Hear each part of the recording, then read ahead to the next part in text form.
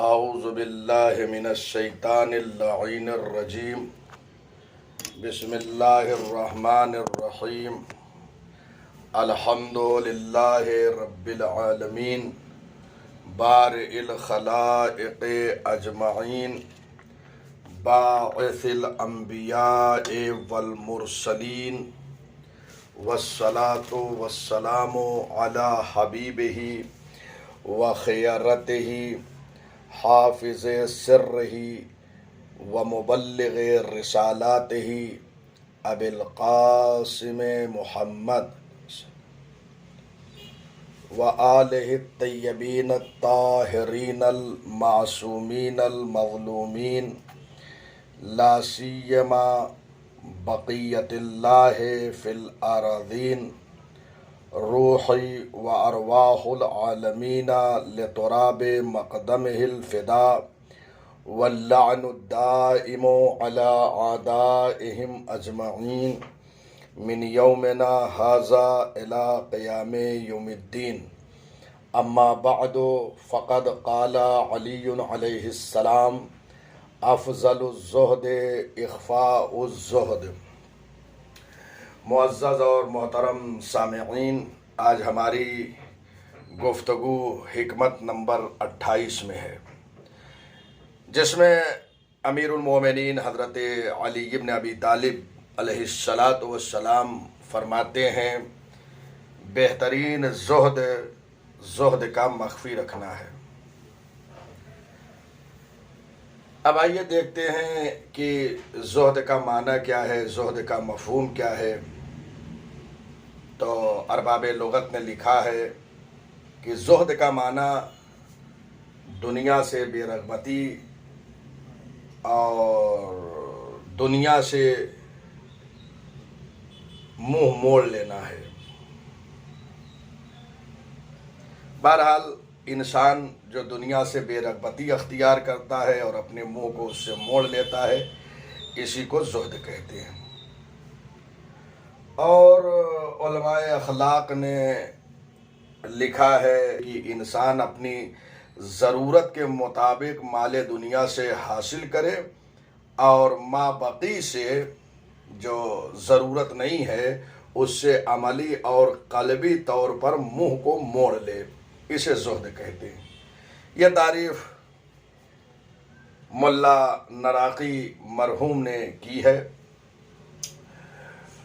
بہرحال اب آئیے یہ دیکھتے ہیں کہ مولا کائنات فرماتے ہیں افضل الزہد، یعنی بہترین زہد۔ اب زہد کا معنی واضح اور روشن ہو گیا ہے، تو بہترین زہد یہ ہے کہ انسان اسے مخفی رکھے، اسے ظاہر نہ ہونے دے، اسے آشکار نہ ہونے دے۔ تو یہ زہد بہترین زہد ہے۔ اور اس زہد کے حوالے سے آپ نے ابھی ملاحظہ فرمایا کہ ارباب لغت نے ایک معنی کیا ہے اور اصطلاح میں علماء اخلاق نے ایک معنی بیان کیا ہے، لیکن یہ جو علماء اخلاق نے معنی بیان کیا ہے وہ امیر المومنین کے اس حدیث مبارک سے ماخوذ ہے کہ جو انہوں نے نہج البلاغہ میں ارشاد فرمایا ہے حکمت نمبر 439 میں۔ وہاں پر ایک زہد کی بہترین تعریف مولا نے فرمائی ہے، اور اس سے بہت واضح مفہوم ہو جاتا ہے کہ زہد کہتے کسے ہیں، اور اسی تعریف امیر المومنین سے علماء اخلاق نے زہد کی تعریف کیا ہے۔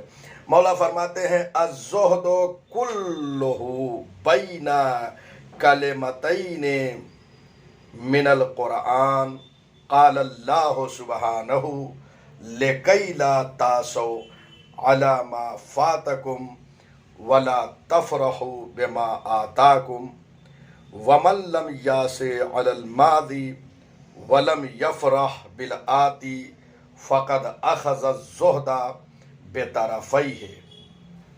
تمام کا تمام زہد قرآن میں 2 کلموں کے درمیان خلاصہ ہو رہا ہے کہ اللہ تبارک و تعالی فرما رہا ہے کہ جو چیز دنیا سے تمہیں نہ ملے، فوت ہو جائے، اس پر افسوس نہ کرو، اور جو چیز تمہیں عطا ہو جائے اس پہ خوش نہ ہو۔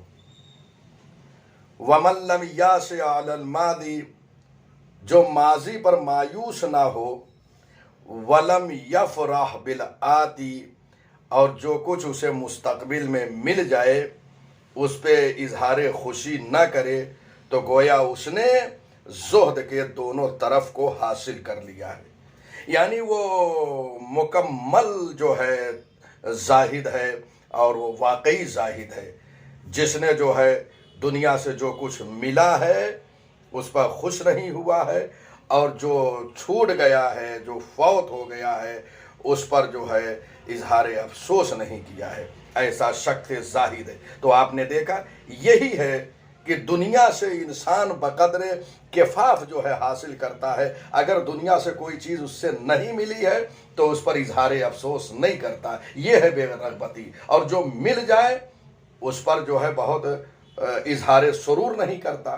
تو یہ بہترین جو ہے تعریف مولا کائنات نے فرمائی ہے کہ انسان جو ہے دنیا سے اس طریقے سے بے رغبتی اختیار کرتا ہے، اور اسی معنی کو جو ہے علماء اخلاق نے جو ہے اخذ کر کے زہد کی تعریف کیا ہے۔ بہرحال مولا کائنات کے اس کلام مبارک کی روشنی میں زہد کا معنی بالکل واضح اور روشن ہو جاتا ہے۔ اب آئیے اسی زہد کے حوالے سے مولا کائنات نے حکمت نمبر 28 میں ارشاد فرمایا ہے کہ افضل الزہد اخفاء الزہد، بہترین زہد، افضل زہد یہ ہے کہ انسان اپنے زہد کو چھپائے، اس کو آشکار نہ ہونے دے۔ کیوں؟ اس لیے کہ زہد جب انسان کے قلب و دل و ضمیر اور باطن میں ہوتا ہے، چھپاتا ہے، تو اس میں ریا نہیں آ پاتی ہے۔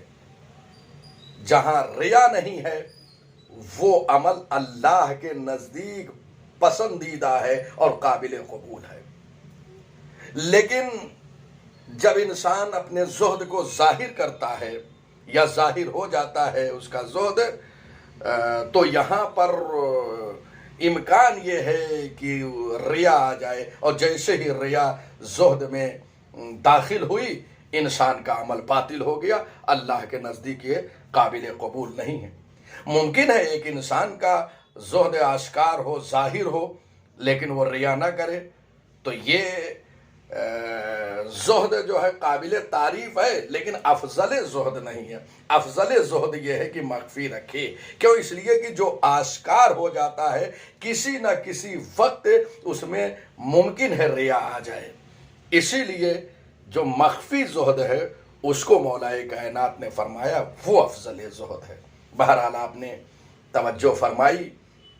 اب آئیے کہ بعض وہ حضرات ہوتے ہیں اور آپ مشاہدہ بھی فرماتے ہیں کہ جو ظاہری طور پہ ایک زہد کی کیفیت اور شکل و صورت جو ہے بناتے ہیں تاکہ لوگوں کو فریب دیں، دھوکہ دیں، اور لوگوں کو اپنے سے قریب کریں، اپنے کو اللہ والا بتائیں، جبکہ وہ ایسے نہیں ہوتے ہیں۔ یعنی ظاہری زہد جو ہے وہ اختیار کرتے ہیں تاکہ اپنے اطراف لوگوں کو جمع کریں اور مال دنیا کو اس کے ذریعے سے حاصل کریں۔ بہرحال یہ عمل اللہ کے نزدیک قابل قبول نہیں ہے، اور اس عمل پر منفی اثرات مرتب ہوتے ہیں۔ انشاءاللہ کسی موقع پر اس پہ گفتگو کروں گا۔ یہ منفی زہد ہے جو اختیار کیا گیا ہے۔ اور آپ اگر فرق و مذاہب کا مطالعہ فرمائیں تو فرق و مذاہب میں بہت سے باطل فرقے جو مذہب تشیع سے جدا ہوئے ہیں، خود مذہب تشیع میں پہلے بہت سے فرقے جو ہے شامل تھے، لیکن بعض ائمہ کا انکار کر کے انہوں نے اپنے راستے کو الگ کر لیا، یا اور بہت سے فرقے جو دنیا میں ہیں، وہ فرقے کو ایجاد کرنے والے افراد پہلے اپنے کو لوگوں کے درمیان ایک زاہد اور بہت بڑا متقی و پرہیزگار بنا کر پیش کرتے ہیں کہ جس سے لوگ دھوکہ کھا جاتے ہیں، اور اس کے ذریعے سے وہ ایک مذہب کا ایجاد کرتے ہیں، لہذا یہ زہد کا ہی سہارا لیتے ہیں۔ لہذا انسان کو چاہیے کہ زہد جو ہے وہ ظاہری نہ اختیار کرے، یعنی اپنے زہد کو ظاہر نہ ہونے دے۔ کیوں؟ اس لیے کہ زہد اگر کسی انسان کا، کسی زاہد کا ظاہر ہو گیا تو امکان ہے کہ اس میں ریا آ جائے، یا ممکن ہے اس کے ذریعے سے لوگوں کو اپنے قریب کرے اور مال دنیا کو حاصل کرے۔ پس بہتر یہ ہے کہ افضل زہد اخفاء زہد، جس کو مولا کائنات نے فرمایا کہ افضل زہد اخفاء زہد ہے، یعنی بہترین زہد، افضل زہد یہ ہے کہ اس کو چھپائے، اس کو اختیار کرے۔ یہ اللہ کے نزدیک افضل زہد ہے۔ چنانچہ جنہوں نے اپنے زہد کو مخفی رکھا ہے اور مخفیانہ طور پہ ہر عمل کو انجام دیتے ہیں، وہ چاہتے ہیں کہ میری چیزیں جو ہے، میرا زہد جو ہے وہ آشکار نہ ہو۔ اگر کسی طریقے سے آشکار ہو جاتا ہے تو وہ محزون اور مغموم ہو جاتے ہیں۔ اس حزن پر اور اس غم زدہ ہونے پر بھی ان کو ثواب ملتا ہے۔ کیوں؟ اس لیے کہ وہ اپنے نفس کو ملامت کر رہے ہوتے ہیں کہ میرا یہ عمل کیسے ظاہر ہو گیا، میرا یہ زہد لوگوں کو کیسے معلوم ہو گیا۔ بہرحال اس حکمت 28 جو نہج البلاغہ میں ہے، اس کے ذیل میں جناب علامہ میثم بحرانی شرح نہج البلاغہ میں لکھتے ہیں، ان اللہ لا ينظر الى صورکم ولا الى اعمالکم ولكن ينظر الى قلوبکم۔ بے شک اللہ تمہاری صورت کو نہیں دیکھتا ہے اور نہ تمہارے اعمال کو دیکھتا ہے، لیکن وہ تمہارے قلوب کو دیکھتا ہے۔ تو آپ نے دیکھا، وہ قلب کو دیکھتا ہے، وہ باطن کو دیکھتا ہے، وہ ما فی الضمیر کو دیکھتا ہے، وہ پوشیدہ چیز کو دیکھتا ہے۔ لہٰذا انسان کو قلبی زہد اختیار کرنا چاہیے جو چھپا ہو۔ اس لیے اس کو علامہ ابن میثم بحرانی نے لکھا ہے۔ بہرحال تو آپ نے ملاحظہ فرمایا کہ زہد ظاہری ہوتا ہے، آشکار ہوتا ہے، نمایاں ہوتا ہے، اور ایک زہد جو ہے مخفی ہوتا ہے۔ تو مخفی زہد جو ہے وہ افضل زہد ہے۔ اب آئیے زہد کی جو ہے گفتگو علماء اخلاق نے کیا ہے، علماء اخلاق کے علاوہ فقہا نے بھی کیا ہے اور عرفا نے بھی کیا ہے۔ عرفا نے زہد کو سیر و سلوک کے لیے ایک مرحلہ قرار دیا ہے، یعنی اگر انسان اللہ کی طرف جا رہا ہو، تقرب الہی اختیار کرنا چاہتا ہو، اللہ سے قریب ہونا چاہتا ہو، تو ضروری یہ ہے کہ وہ زہد اختیار کرے۔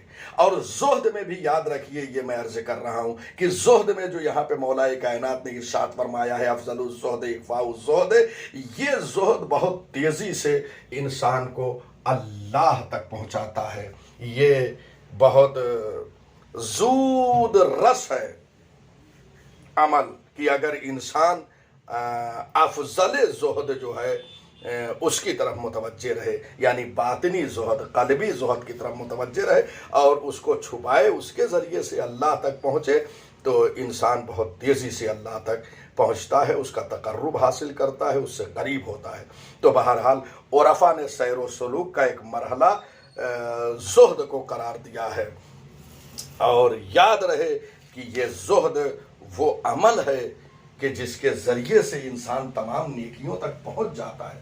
تقرب الہی اور دوسری جتنی نیکیاں ہیں ان تک پہنچنے کے لیے اسی زہد کا انسان سہارا لیتا ہے۔ یعنی زہد وہ چیز ہے جس کے ذریعے سے تقرب الہی حاصل ہوتا ہے، زہد وہ چیز ہے کہ جس کے ذریعے سے انسان دوسری نیکیوں تک پہنچتا ہے۔ چنانچہ اس سلسلے میں حدیث ہے معصوم علیہ السلام کی، امام معصوم فرماتے ہیں کہ تمام نیکیاں، خوب دقت کیجئے ایک ایک کلمے پر، ایک ایک لفظ پر، تمام نیکیاں ایک گھر میں جمع ہیں اور اس کی کنجی زہد ہے۔ یعنی زہد کے ذریعے انسان تمام نیکیوں تک پہنچتا ہے۔ ملاحظہ فرمایا۔ آخر کلام میں ایک بات اور عرض کر دوں کہ یہ زہد جو ہے یہ مقولہ تشکیک میں سے ہے۔ مقولہ تشکیک کا مطلب یہ ہے کہ یہ سارے انسانوں کا زہد برابر نہیں ہے، بلکہ زہد جو ہے ہر انسان کا متفاوت ہے۔ ایک انسان بلند زہد والا ہے، ایک جو ہے متوسط زہد والا ہے، ایک ابتدائی درجے والا ہے۔ اور اس کو جو مدارج بیان کیے گئے ہیں زہد کے احیاء العلوم میں غزالی نے لکھا ہے اس کو، اور وہ لکھتے ہیں کہ زہد کے 3 مرحلے ہیں۔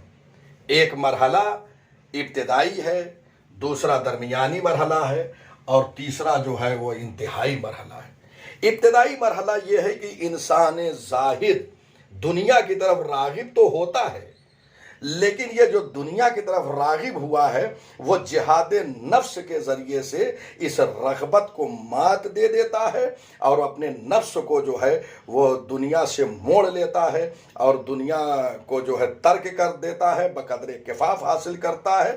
تو یہ زہد ابتدائی زہد کہلاتا ہے، کیونکہ وہ دنیا کی طرف راغب تھا، مجاہدت کے ذریعے سے، جہاد بن نفس کے ذریعے سے اس نے جو ہے وہ زہد اختیار کر لیا۔ تو یہ ابتدائی درجہ ہے۔ زہد کا دوسرا درجہ یعنی جو درمیانی ہے وہ یہ ہے کہ انسان زاہد دنیا کو اختیاری طور پر ترک کرتا ہے، لیکن یہ جو اختیاری طور پہ ترک کرتا ہے اس کا سبب یہ ہے کہ دنیا کو ہیچ سمجھ کر وہ آخرت کی طرف متوجہ ہوتا ہے، تاکہ وہ اخروی نعمتوں سے بہرہ مند ہو سکے۔ لہٰذا وہ دنیا کو ترک کرتا ہے، دنیا سے بے رغبتی اختیار کرتا ہے۔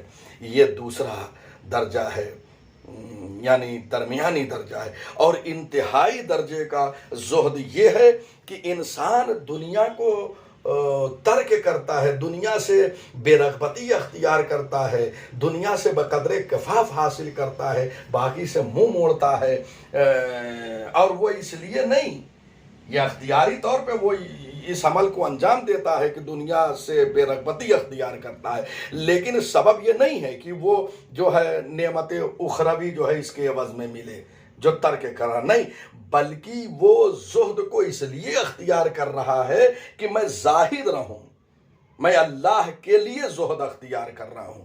میرا کوئی سبب نہیں ہے، کوئی علت نہیں ہے کہ میں اس علت کے تحت، اس سبب کے تحت جو ہے زہد اختیار کر رہا ہوں، بلکہ زہد اس لیے اختیار کر رہا ہوں کہ اللہ چاہتا ہے کہ ہم زاہد رہیں، لہٰذا ہم بغیر کسی سبب و علت کے مادی وہ ہم زہد اختیار کرتے ہیں۔ اس میں علت یہ نہیں ہے کہ ہم آخرت میں جو ہے نعمات سے جو ہے بہرہ مند ہوں، یہ پیش نظر نہیں ہے، بلکہ پیش نظر یہ ہے کہ میں زاہد اللہ کے لیے بنتا ہوں، اللہ پیش نظر رہے زہد میں۔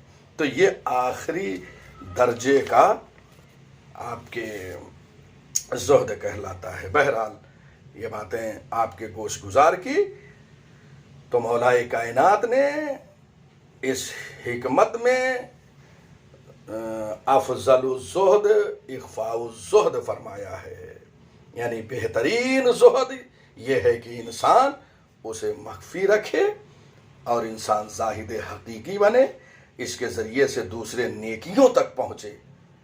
بہرحال اللہ تبارک و تعالیٰ کی بارگاہ میں یہ دعا ہے محمد والے محمد کے وسیلے سے کہ پروردگارہ ہم کو ایسا زاہد بنا کہ جیسا تو چاہتا ہے، جیسا کہ ائمہ ہدیٰ علیہم الصلاۃ والسلام چاہتے ہیں۔ وآخر دعوانا ان الحمد للہ رب العالمین۔